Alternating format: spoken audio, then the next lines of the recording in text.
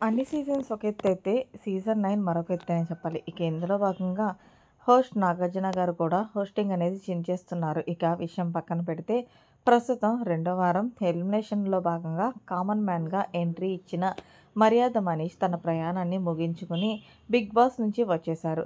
ఇలా big boss నుండి eliminate అయ్యాడో లేదో అప్పుడే బిగ్ బాస్ బజ్‌లో కూర్చోబెట్టేశారు. ఇక బిగ్ బాస్ బజ్‌లో మర్యాద మనీష్ సంచలన వ్యాఖ్యలు చేశారు. ఇక ఈ షోకి హోస్ట్‌గా శివాజీ గారు చేస్తున్న సంగతి తెలిసిందే.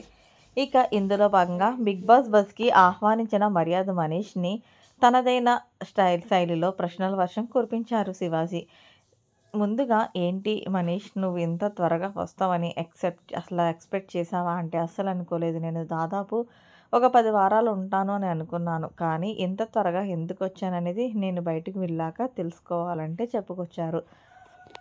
నాకెందుకు అనిపిస్తుందంటే మీ ఓవర్ యాటిట్యూడ్ వల్లే మీరు బయటకు వచ్చేసారేమో అని. నేనంటే దానికి మీ సమాధానం ఏం చెప్తారు అంటే, అది మీరు అనుకుంటే సరిపోదు, నేను కూడా అనుకోవాలి కదా అంటూ కౌంటర్ అయితే ఇచ్చుకున్నాడు.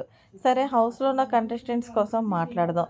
మీరు ఇమ్మాన్యుయల్ విషయంలో ఎందుకు అంత వరస్ట్‌గా సంచలనంగా చేశారు అంటే శివాజీ అడిగితే, దానికి జవాబుగా అక్కడ నేను ఉన్నాను కాబట్టి అక్కడ సిట్యుయేషన్‌ను నాకు ఏది కరెక్ట్ అనిపిస్తే అది చేశాను. అంతే తప్ప నేనేమి ఎవరికీ ఫేవరిజం చేయలేదంటూ చెప్పుకొచ్చాడు. ఓహో! అందుకేనేమో బహుశా మీరు ఈరోజు ఇక్కడ ఉన్నారంటూ కౌంటర్ ఇచ్చుకున్నారు శివాజీ. సరే, హౌస్‌లో ఉన్న ప్రియా, శ్రీజ వీళ్ళిద్దరూ నీ ఫ్రెండ్స్ కదా అంటే, వాళ్ళు నా ఫ్రెండ్స్ కాదు.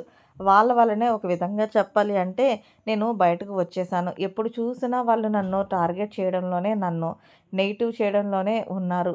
నేనైతే గనక ఇక్కడికి రావడానికి కారణం శ్రీజ, అలాగే ప్రియా, హరీష్ వీళ్ళ ముగ్గురే నన్ను తప్పుగా పోర్ట్రేట్ చేశారు. ఎక్కడా కూడా నాకు స్క్రీన్ స్పేసు ఇవ్వకుండా కనిపించేలా చేశారంటూ శివాజీ బజ్‌లో పేర్కొన్నాడు. మనీష్ అయితే దీనికి శివాజీ కౌంటర్ ఇచ్చుకుంటూ, వాళ్ళ స్పేస్ ఇచ్చేదేంటి, మీరు స్పేస్ తీసుకోవాలి కదా అంటూ చెప్పుకొచ్చాడు. సరే, హౌస్‌లోని భరణి గేము ఎలా ఉంది అంటే, భరణి గారు గేమ్‌కి అంచనా వేయడం చాలా కష్టంగా ఉంటుంది. అందరూ అనుకుంటారు ఆయన ఆ గేమ్ ఆడట్లేదని. ఆయన హౌస్‌లోకి వచ్చినప్పటి నుంచి ఆయన గేమ్ స్టార్ట్ చేసేశారు. ఆయన లాజిక్‌లన్నీ కూడా మనం ఊహించలేం సార్ అంటూ చెప్పుకొచ్చాడు.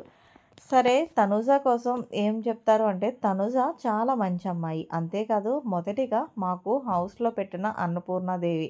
తను ఏదైతే మాట్లాడుతుందో అదే కరెక్ట్‌గా మాట్లాడుతుంది. ఎక్కడా కూడా దొంగ తిరుగుడు ఉండదు. అందుకే తనూజని అంతమంది ఆడియన్స్ ఇష్టపడుతున్నారంటూ తనూజ కోసం చాలా గొప్పగా చెప్పుకొచ్చారు. సరే, సంజన కోసం ఏం చెప్తారు అంటే, సంజన గురించి ఎంత తక్కువ మాట్లాడితే అంత మంచిది సార్. ఎందుకంటే ఆమె ఎప్పుడు చూసినా సరే ఏదో ఒక రచ్చ చేయడానికే చూస్తది. ముఖ్యంగా గుడ్డు కోసం చేసిన హంగామా అంత ఇంత కాదంటూ చెప్పుకొచ్చాడు.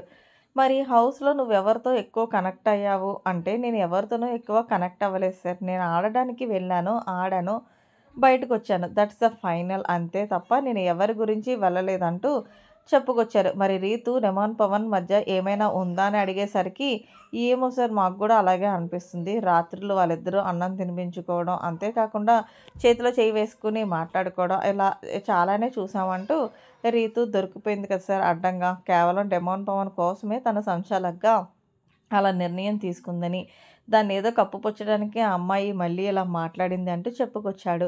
మరి మొత్తానికి బిగ్ బాస్ బస్‌లో మర్యాద్ మనీష్ మాట్లాడిన మాటలు మీకు ఎలా అనిపించాయనేది కామెంట్ సెక్షన్‌లో తెలియచేయండి. మరిన్ని లేటెస్ట్ అప్డేట్స్ కోసం మన ఛానల్ సబ్స్క్రైబ్ చేసుకోండి. Thanks for watching. By by. Have a nice day.